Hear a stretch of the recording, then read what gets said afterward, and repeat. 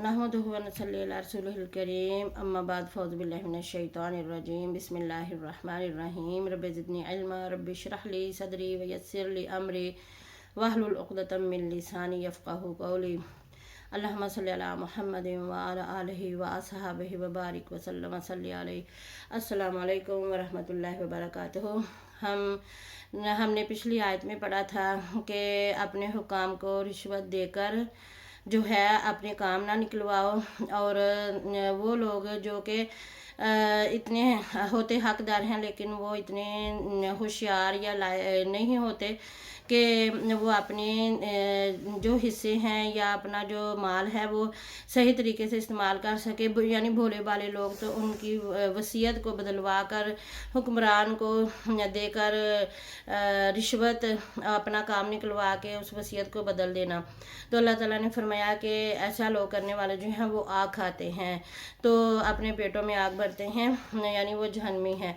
तो इस तरह से रिश्वत के बारे में, रिश्वत कई तरह से ली जाती है, दी जाती है, और रिश्वत की कई किस्में हैं। बाद लोग कहते हैं कि जी हमारी जेब में यानी जेब खाली है, या चाय के नाम पे कोई चाय पानी हो जाए, या इसी तरह सलाम दुआ हो जाए, तो इसका मतलब है कि या खिदमत हो जाए, हम तुम्हारी खिदमत करते हैं आप हमारी खिदमत करो, और यानी कि अपना काम जो है वो निकलवाना है, तो फिर इस तरह से आपको पैसे देने पड़ेंगे। तो इस तरह के कामों से जो है फिर इंसान जो जिनका वाकई जो हकदार होते हैं उनका हक मर जाता है। और प्यारे रसूल पाक सल्लल्लाहु अलैहि वसल्लम की इतनी प्यारी हदीस भी मैंने पीछे सुनाई थी, आज हम इंशाल्लाह आगे पढ़ेंगे। चलें जी, तिलावत कीजिए। अऊज़ु बिल्लाहि मिनश शैतानिर रजीम बिस्मिल्लाहिर रहमानिर रहीम यसअलूनका अनिल अहिल्ला कुल हिया मवाक़ीतु लिन्नासि वल हज्ज वलैसल बिर्रु बिअन तअतुल बुयूत मिन ज़ुहूरिहा वलाकिन्नल बिर्र मन इत्तक़ा वातुल बुयूत मिन अब्वाबिहा वत्तक़ुल्लाह लअल्लकुम तुफ़्लिहून वक़ातिलू फ़ी सबीलिल्लाहि अल्लज़ीना युक़ातिलूनकुम वला तअतदू इन्नल्लाह ला युहिब्बुल मुअतदीन। सदक़ल्लाहुल अज़ीम। यसअलूना का वो आपसे पूछते हैं, यानी आप सल्लल्लाहु अलैहि वसल्लम से पूछते थे कुफार अनिल अहिल्ला नए चाँद के बारे में, कि जब चाँद जो निकलता था तो चाँद की मुख्तलिफ जो हैं वो शक्लें हैं, तो वो पूछते थे कि पहली रात के चाँद को क्या कहते हैं, और फिर इसी तरह वो कहते थे कि इसका क्या मतलब है कि चाँद बढ़ता और घटता है। तो अल्लाह ताला ने फरमाया कि आप इनसे कह दीजिए, कुल हिया, आप इनसे कह दीजिए या फरमा दीजिए, मवाक़ीतु लिन्नासी, कि ये औकात है लोगों के लिए, वल हज, और हज के लिए। यानी चाँद जो है ये लोगों के लिए वक्त मुकर्रर करता है। वो इससे लोग जो थे वो आज भी देखें तो चाँद के लिहाज से भी कैलेंडर बने हुए हैं, जिसको हम कमरी कैलेंडर कहते हैं, यानी कमरी साल, और इसी तरह शमसी कैलेंडर शमसी साल, और इसी तरह देसी कैलेंडर बने हुए हैं जिससे देसी महीने और उनके औकात बनते हैं, और इसी तरह ईसवी और हिजरी कैलेंडर भी। तो ईसवी कैलेंडर से मतलब हज़रत ईसा अलैहिस्सलाम से जो हमारे साथ अभी इसे चल रहा है, यानी कि 2023 वगैरह, इसको जो है वो ईसवी कैलेंडर कहा जाता है। और इसी तरह हिजरी कैलेंडर हमारा जो नबी पाक सल्लम के हिजरत से शुरू होता है, और कमरी कैलेंडर यानी कि इस्लामी साल जो है वो हमारा मुहर्रम से शुरू होता है। तो ये जो है ये चाँद जो है ये औकात कार के लिए अल्लाह ताला ने फरमाया कि लोग जो कारोबार करते थे रातों को जाना तरी और खुश्की यानी समुंदर में भी जाना, तो चाँद को देखना कि किस तरफ को जो है रुख है, और सुबह कितने बजे होगी, रात कैसी होगी, और इसी तरह खुश्की में भी अपने रास्ते तलाश करना और वक्त मालूम करना। और हज के दिन जो हैं ये भी लोगों के लिए अल्लाह ने फरमाया कि चाँद से ही शुरू होते हैं, जैसे कि अल्लाह ताला ने कुरान पाक में भी फरमाया है कि सूरत سورۃ فجر میں کہ یہ جو 10 دن ہیں یہ حج کے ہیں اور یہ لوگوں کے لیے بہترین اور بہت ہی بابرکت دن ہیں۔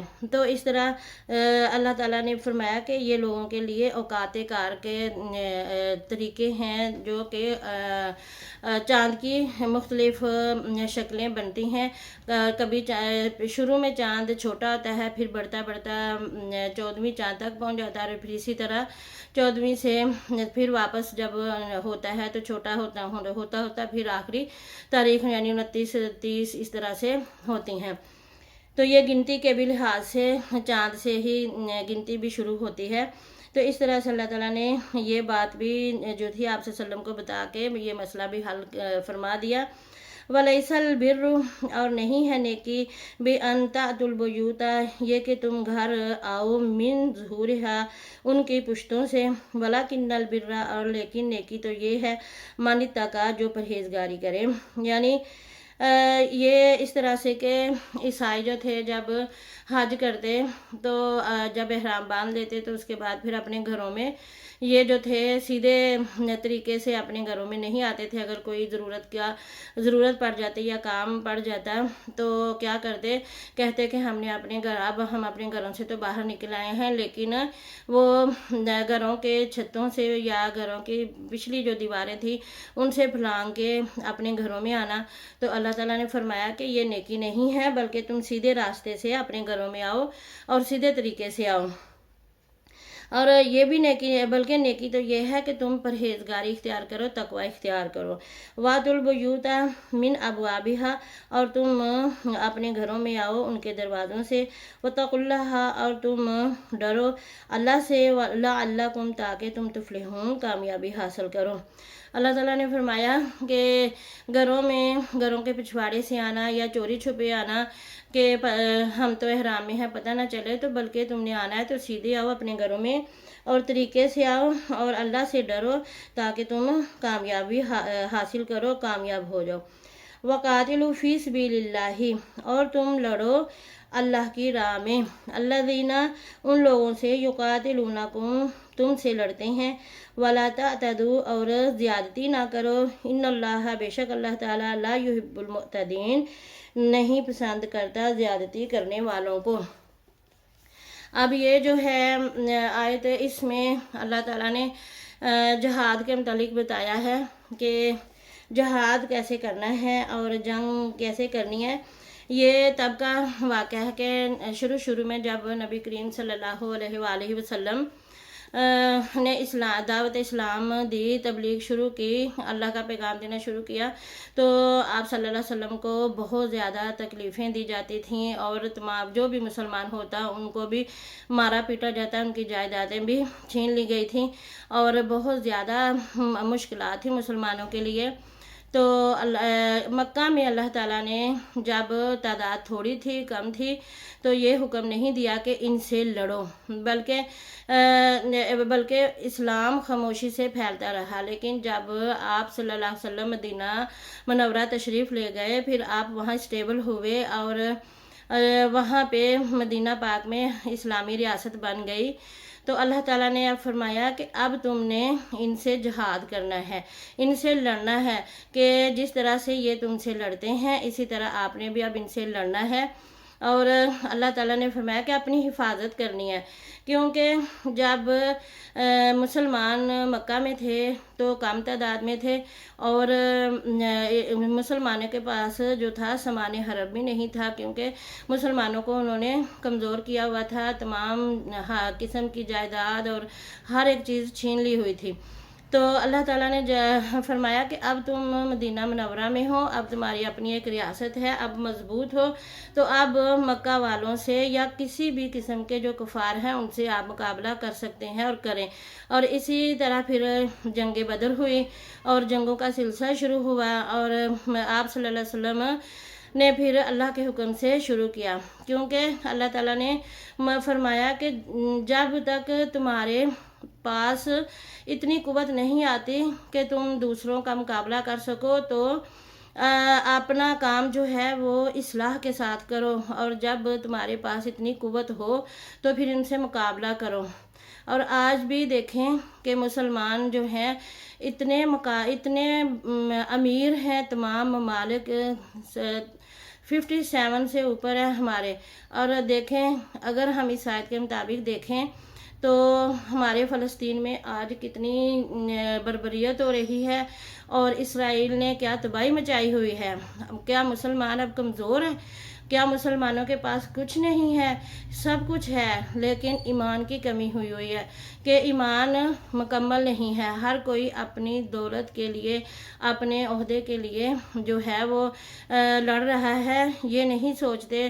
کوئی بھی مسلمان حکمران اچھے طریقے سے ان کو یہ نہیں آگے سے جواب دے رہا کہ بھئی مسلمان ہیں، ان کا اپنا وطن ہے، ان کا اپنا ملک ہے، تو ان کی مدد کی جائے یا اسرائیل کو آگے سے جواب دیا جائے۔ لیکن سب کیا ہوا ہے آج کل کہ اللہ تعالیٰ کی آیت کے مطابق نہ تو مسلمان کمزور ہیں، اور نہ ہی مسلمان جو ہیں وہ ان کے پاس دولت نہیں ہے، نہ ہی ان کی آبادی کم ہے، لیکن شیطان نے ایسے ہمارے مسلمانوں کے دلوں میں روب ڈالا ہوا ہے اور لالچ ڈالا ہوا ہے دولت کا، کہ اپنے مفاد کی خاطر ہر کوئی جو ہے وہ اس بات پہ چپ ہے کہ ان غریب فلسطینیوں کی مدد کی جائے، اور اقوام متحدہ کو بتایا جائے کہ جس طرح سے تم چاہتے ہو تمہارا ایک بندہ مر جائے تو تم اتنی واویلا کرتے ہو، اور کیا مسلمانوں کی عزتیں نہیں ہیں، مسلمانوں کی جانیں نہیں ہیں؟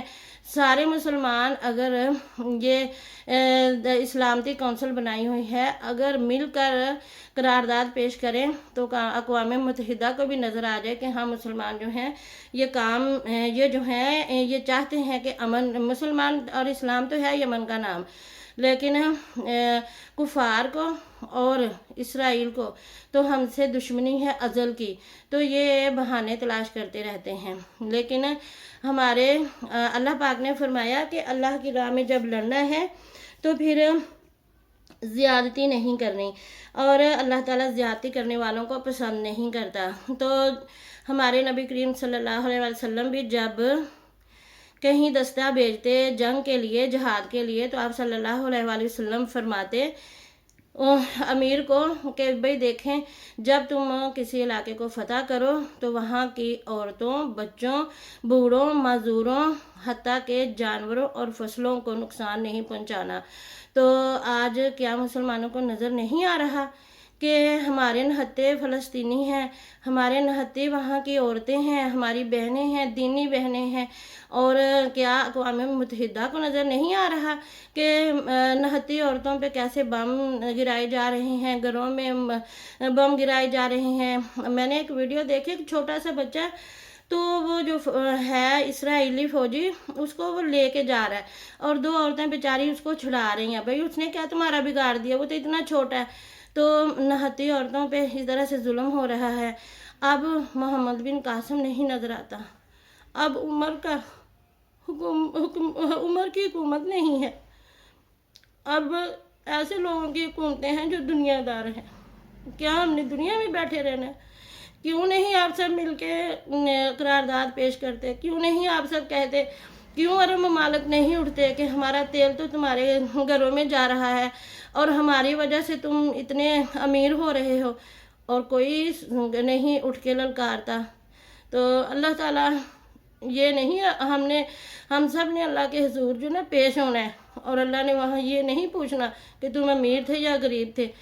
ہر عوام، چاہے کوئی عربی ہے، چاہے کوئی اسلامی ہے، چاہے پاکستانی ہے، عوام جو ہے وہ پریشان ہے، وہ سب رو رہے ہیں کہ ہم کیسے مدد کریں، اور دعائیں بھی تبھی قبول ہوتی ہیں جب جذبہ ہو۔ تو اللہ تعالیٰ ہمارے مسلمان حکمرانوں کو ہدایت دے کہ اپنے فلسطین کی حفاظت کریں، اور اپنی قرارداد اس طریقے سے مضبوط کریں کہ ان سے کہیں کہ ہم بھی تمہاری پروڈکٹس بند کر رہے ہیں، ان سے کہیں کہ ہمارا تیل ہم بند کر لیں گے تو تم اپنے جہاد کیسے چلاؤ گے، تم اپنے اسلحے کیسے بناؤ گے؟ تو جب آگے سے کوئی ڈٹ جائے تو پھر جہاد یہ نہیں ہے کہ جنگ کی جائے، لڑائی کی جائے، مار کٹائی کی جائے اور بم گرا جائے۔ جہاد اس طرح سے بھی ہوتا ہے کہ اپنے علاقے کے اپنے سب مل کے جو اپنی پروڈکٹس ہیں وہ کہیں جی ہم تمہارے پاس نہیں بھیجیں گے اور تمہارے جو پروڈکٹس ہیں وہ ہم نہیں لیں گے، تو یہ بھی جہاد ہے۔ اور اچھے طریقے سے زبان سے بول کے سمجھا کے بھی جہاد کیا جا سکتا ہے، اور زیادتی نہ کی جائے۔ زیادتی کا یہی مطلب ہے کہ جانے نہ جو ہے ان کا ضیاع نہ کیا جائے۔ جیسے اب دیکھیں اسرائیل کیوں ہمارے چھوٹے چھوٹے بچوں کو قتل کیا جا رہا ہے، مسلمانوں کی عورتوں کو چھوڑا جا رہا ہے، اور یہ بچے جو ہیں مسلمانوں کے چھوٹے چھوٹے ان کو مارا جا رہا ہے کہ مسلمانوں کی نسل آگے ختم ہو جائے۔ انہوں نے وہی طریقہ بنا لیا ہے جو کہ فرعون نے انہی بنی اسرائیلیوں پہ اپنایا تھا، اور حضرت موسیٰ علیہ السلام کے وقت انہوں نے، اللہ تعالیٰ بار بار قرآن پاک میں فرماتا ہے کہ تم پہ اتنی بڑی آزمائش تھی کہ تمہاری عورتوں کو زندہ چھوڑا جاتا تھا اور مردوں کو قتل کر دیا جاتا تھا۔ تو آج انہوں نے ایسا ہی شروع کیا ہوا ہے۔ اے مسلمان ملکوں کے حکمرانوں، تم کیوں نہیں اٹھتے؟ تم کیوں نہیں اپنی قرارداد پیش کرتے؟ کیا چاہتے ہیں کہ اسی طرح یہ سارے ملکوں پہ یہ باری باری سب آئیں اور امریکہ کے پیچھے لگ کے یہ ہم مسلمانوں کو تباہ کرتے رہیں؟ عراق میں دیکھیں کیا ہوا ہے، عراق والوں کو بھی تباہ کیا۔ جو لیبیا میں دیکھیں، جو بھی مسلمان ملک ذرا ترقی کرتا ہے تو ان کفار کو مسلمان ممالک کی ترقی اچھی نہیں لگتی۔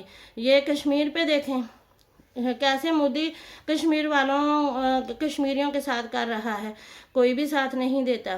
کیا دنیا میں رہنا ہم نے ادھر ہی بنگلوں میں بیٹھے رہنا ہے؟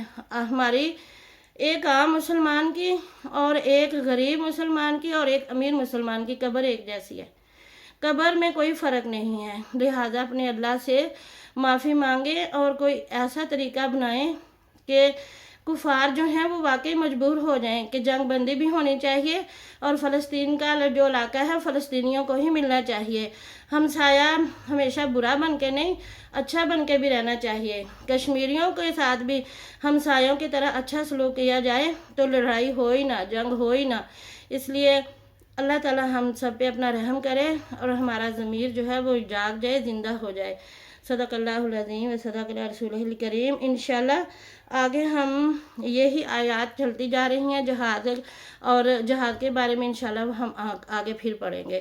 اگر کسی کو میری یہ بات بری لگے تو میں معافی چاہتی ہوں، لیکن اس میں نے کسی کو برا نہیں کہا، اللہ کا حکم سنایا ہے۔